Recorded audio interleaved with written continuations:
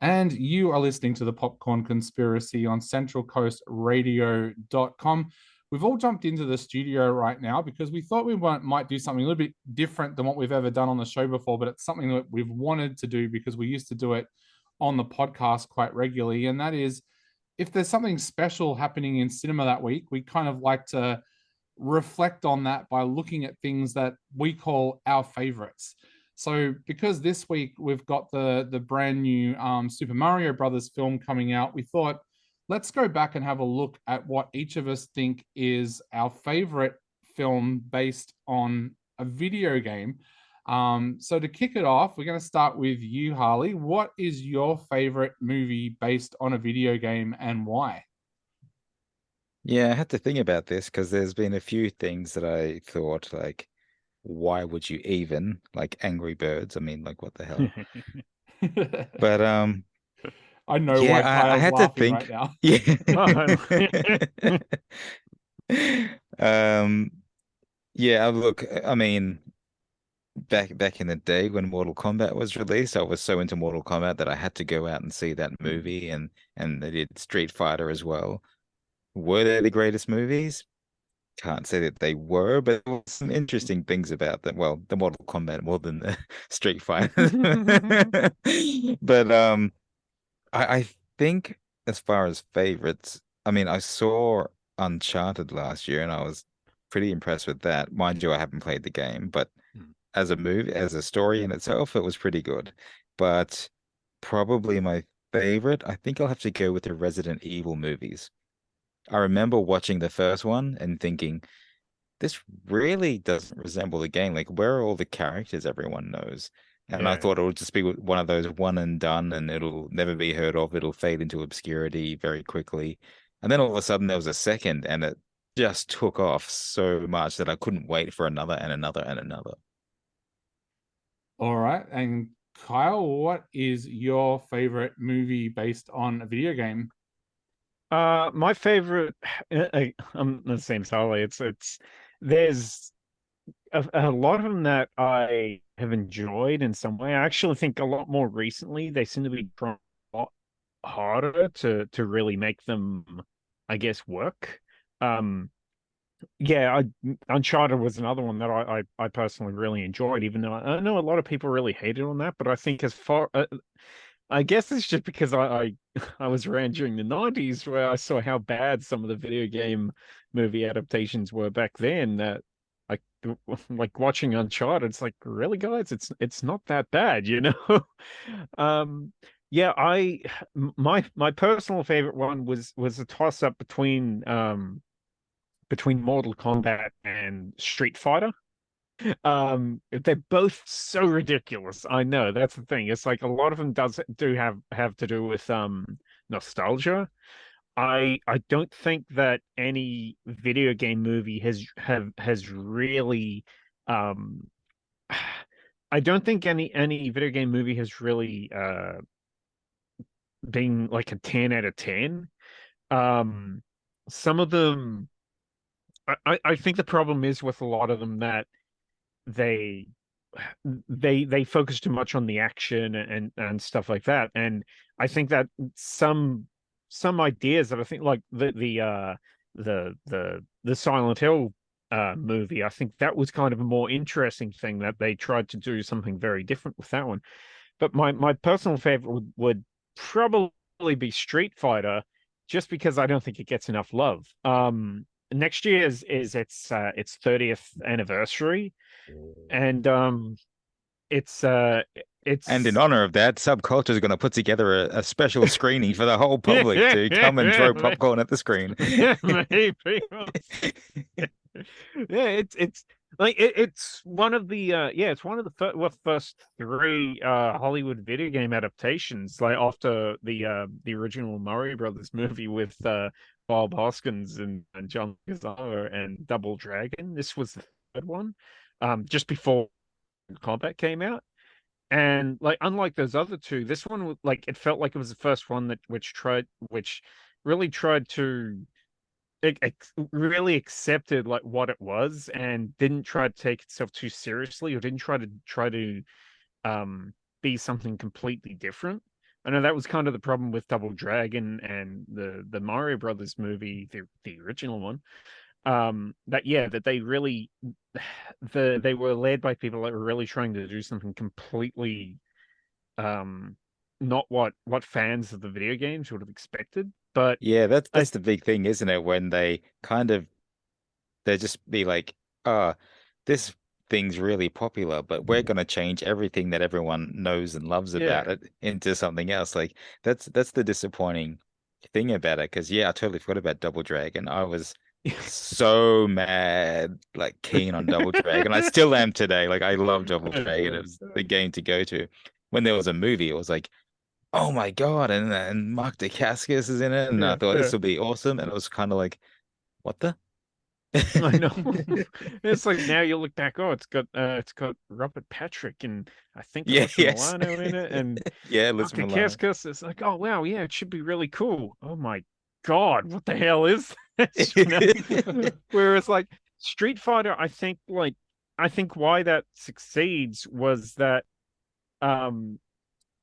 like saying, yeah, it was one it tried to recreate like some of the actual like characterization from the games again, But like not not being their too. special abilities, which Oh really yeah, yeah, peeved me off at the time. yeah. I mean that's the thing, is it?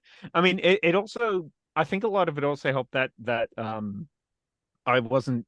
I know this is probably the show my ignorance in some ways, but it's like because I wasn't as much of a fan of the Street Fighter games at the time, so I guess a lot of the um I guess a lot of the changes that they did make kind of went over my head, you know, like with the Mario Brothers one, I could tell it's like this is nothing like the video games. What the hell is this? Even though I wasn't a big much of a player of the games, but with Street Fighter, I think that it was close enough in some ways. Like it's yeah, I think it's extremely campy and it's like it's full of cheese, but I think that only kind of adds to how ridiculous the film is and how enjoyable it is as a result. Like I think that like it says something that like after Mario Brothers and Double Dragon, that this is like at the time the closest to the source material that a video game movie had been, you know, like it like it's endlessly I think it's endlessly like quotable, with some of the characters' lines being so like completely ridiculous that it just seemed brilliant at the same time, just how completely stupid and off the wall they are. um a lot of the actors in it I really liked as well, like Native American actor Wes Studi, like after getting recognized for like his roles in Geronimo and Dances with Wolves, this was his first major role which didn't stem from his native heritage. Kylie It's like Minogue. yeah, that's as well. Like that's and like yeah, like Kylie Minogue, like yeah, I believe that this was her biggest. I believe it was her biggest role at the time. I think it might still be her I biggest. think it was like it was kind of like her breaking into like an international recognized thing, and then I think she disappeared. Yeah, it's kind of, it didn't help that this was it. Yeah. Actually, Um, didn't Jean-Claude Van Damme kind of disappear at that point too? Yes, I know that's the thing. Like, yeah, Van Damme, this was him at his Hollywood prime, like at the height of his fame, and it just like he radiates his charisma and charm like that everyone knew him for. But I mean, maybe it was his charisma, or maybe it was the massive coke habit that he had at the time. But like he doesn't even attempt to play a character, but it's fine because that's I think exactly what you get for like what exactly what you'd want from Van Damme, like in a movie. I think even though I think he's supposed to be playing like a full-on American guy, but it's like this French guy, like like like four corners white eyes, and yeah, like kind of like tripping over his lines and stuff like that, trying to force out lines that he doesn't seem to fully understand. But I think, but definitely Raul Julia, he's definitely the biggest draw, and I think what Yeah. most people remember him for. Like this was his final major role before passing away from cancer, like all too soon. And like he's one of those actors who he always commanded the screen, like which is why he was so good in the Addams Family and his other movies. Like here, he dials it up to 11, and like it's not as silly as Arnold Schwarzenegger in Batman and Robin, but I always kind of compared the two, as far as like how I don't know, just how You know what? I know. I just got this concept of a crossover movie of the Batman and Robin cast with the Street Fighter cast just turning Yeah, into the most epic god awful movie ever. that would be so good. Yeah, like I know, like this is a role that I know he took because his kids loved Street Fighter games, and I think that helped him really put so much effort into it. This role, despite being so sick at the time. It's one that when people look and say like, it's a pity that this is his final role. Oh, his final role is in a Street Fighter movie, and it's like, well, yeah, but he did it because his kid for his kids, like I I think he appreciate like yeah, I think to him it actually meant something, and yeah, like I said, this one doesn't get it doesn't really get the like this whole movie doesn't really get the recognition that the Mortal Kombat movie gets, but I think that it's just as enjoyable, just as silly. And like next year, like I said, next year will be its 30th anniversary. I fully expect that there's going to be a sudden hipster fueled resurgence in its popularity. So I don't know. I'm getting in on the ground floor on that. I So think it was as a marketing thing. If you compare it between Mortal Kombat and Street Fighter, Mortal Kombat in everything went over and above, like pushing to get stuff out to its audience. They had the comics, they had everything. mm. Whereas Street Fighter didn't as much. Like there's been anime and that sort of thing surrounding it, but it's been more Japanese oriented, whereas Yeah, yeah. Mortal Kombat sort of started in the West, so they pushed it more throughout the West. I It's think they kind of were on definitely. that big resurgence I of think like, hey, video yeah, games are the next thing, and we can market it because the comic boom was kind of around then too. So yeah, I think like because like Capcom are behind Street Fighter, so I think it has the same kind of thing that the Resident Evil movies have, because there's the same kind of thing with Resident Evil. There's the video games, the spin-off video games, there's the animated CGI movies as yeah, well as the Hollywood ones. So yeah, I think Capcom really I think it's the same kind of thing that goes into both of those franchises, which is why they're so proliferating. They're all over the place. Whereas, yeah, and but Street Fighter should have had like Kylie yeah, Minogue doing a theme song. I mean, yeah, that would have been just I'm interesting. I'm surprised that they didn't. Yeah, yeah, but but yeah, maybe that was no. I want to be seen as an actress. I don't know, but Actually, you know what? For the 30th anniversary, I say we all reach out to Kylie Minogue and get her to create a theme song for Street Fighter. That do like a new one. would be good. But yeah, yeah. That would be good. Yeah, that's but yeah, so that's probably again it might say something for how for the level of competition that it has, but that's probably a lot of them I think has to do with nostalgia, like of what you like the video game movies, because a lot of them they'll just come and go. But I think this one, like that one, was really the one that sticks with me, and it's one that I always go back to now. Yeah, I think, Yeah. and that's the really good thing about doing lists like this. You can have favorites that weren't critically acclaimed or anything like that. Because I know two of mine that I'm going to talk about in a moment definitely were not critically acclaimed. But we are going to take a break at the moment on the Popcorn Conspiracy. We'll be back after that break, and Lee and I will take a look at what our favorite movies are based on video games.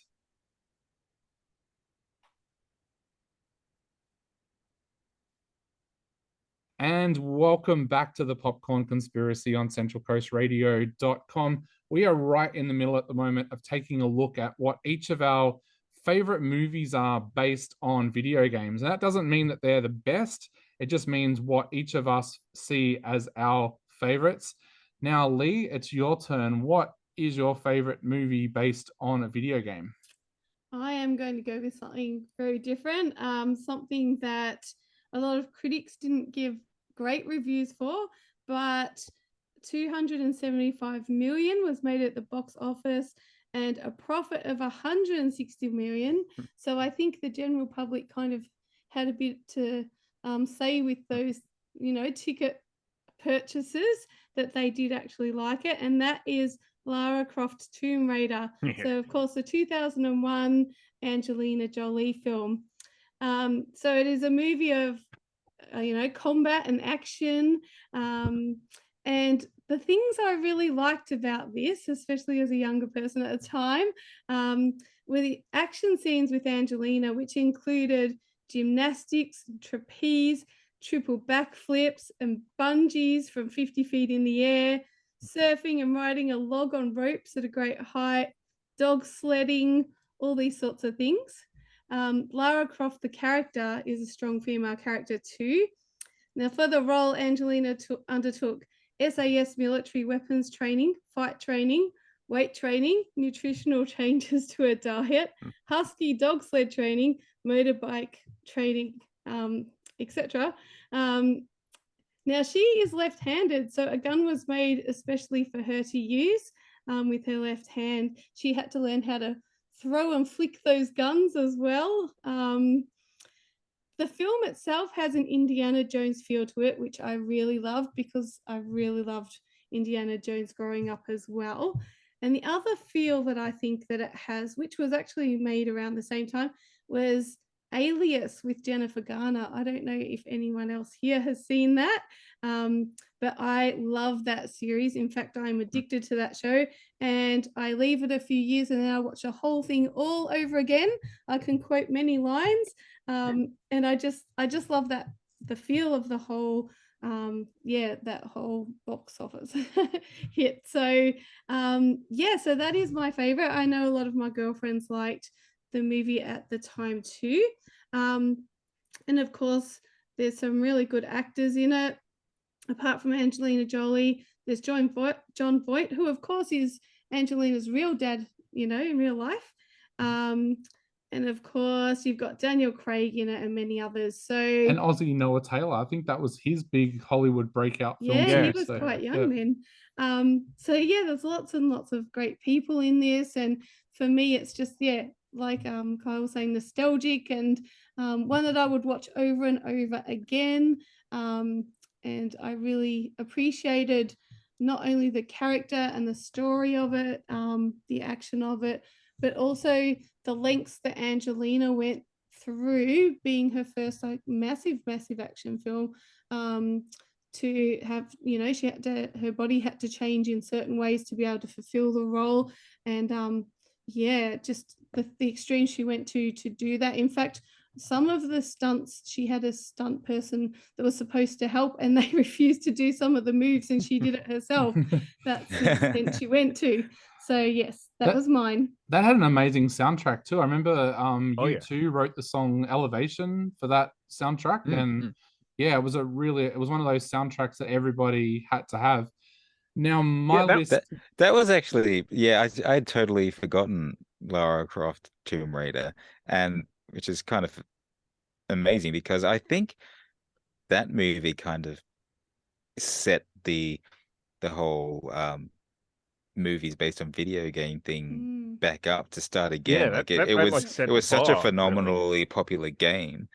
And then talking about the way Angelina Jolie really prepared herself for that movie, that was such a phenomenal thing. I remember all that at the time thinking, whoa, she's going to be like this action star now. And it's a total game changer. Yeah, I was looking online at the releases of Australian cinemas, and you had a few in the 90s, like Super Mario Brothers, Double Dragon, Street Fighter, Mortal Kombat, and then there'd been a bit of a gap, and then all of a sudden Lara Croft Tomb Raider came out in 2001, and then as soon as that did really well, that made 274,703,000, and then from then on it was just like that seemed like they were making every video game into a film after that. Yeah, like that was really the movie that I think put Angelina Jolie on the map as well.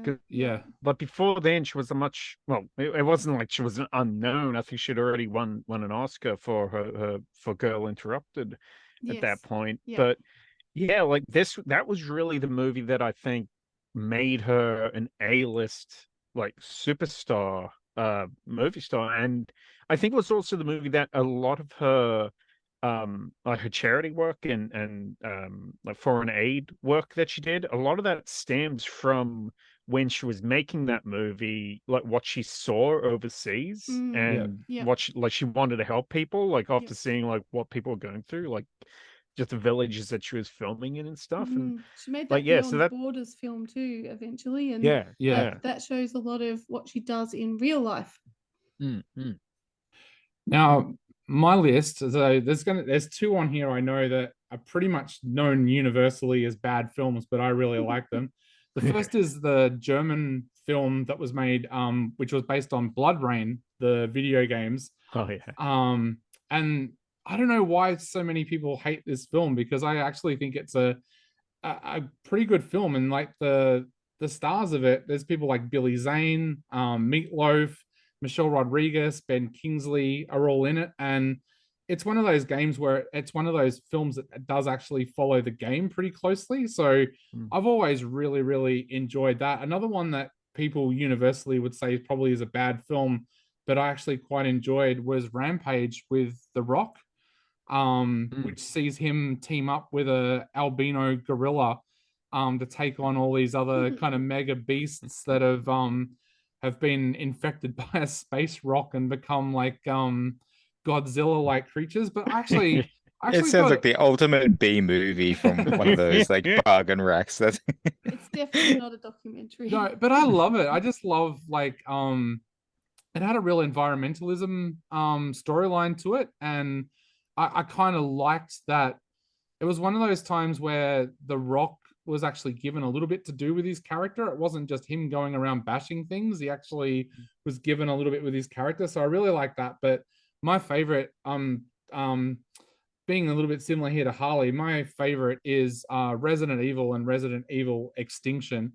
I loved the first Resident Evil film. I love the soundtrack as well. Marilyn Manson had a huge part to do with that soundtrack. But I think my favorite in that franchise is actually Resident Evil Extinction, which is the one that's kind of set after all of the events of Raccoon City, and they find themselves in Las Vegas, which has been completely taken over by the desert. It's got Ali Larter in it as well. It's got the introduction of the character that became known as Kmart in it. But I just found it to be one of those movies that was so different to the other action films that came out at that time, because yes, I love the original Resident Evil film, but it was very formulaic, whereas Resident Evil Extinction kind of went with this whole kind of desert feel to it. It was a little bit Mad Max.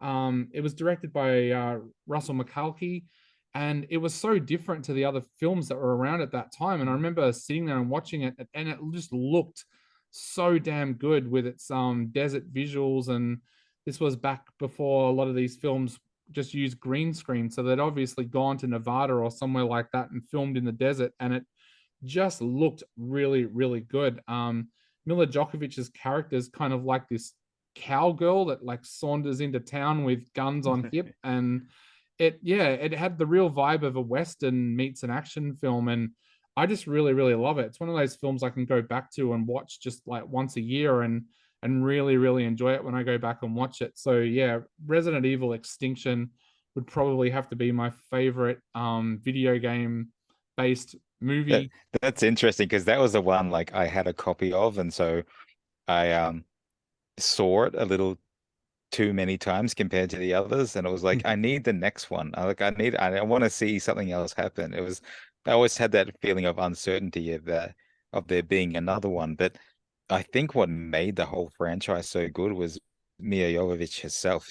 She's just such a phenomenal performer, and she's like Angelina Jolie in a way. The way she prepared and became a real action star for these movies, she's just phenomenal. Yeah, exactly. And it was one of those ones where I was always wishing that they'd had a better soundtrack for Extinction, because like I said, the thing that really made me love the first film was not only the visuals but the amazing soundtrack.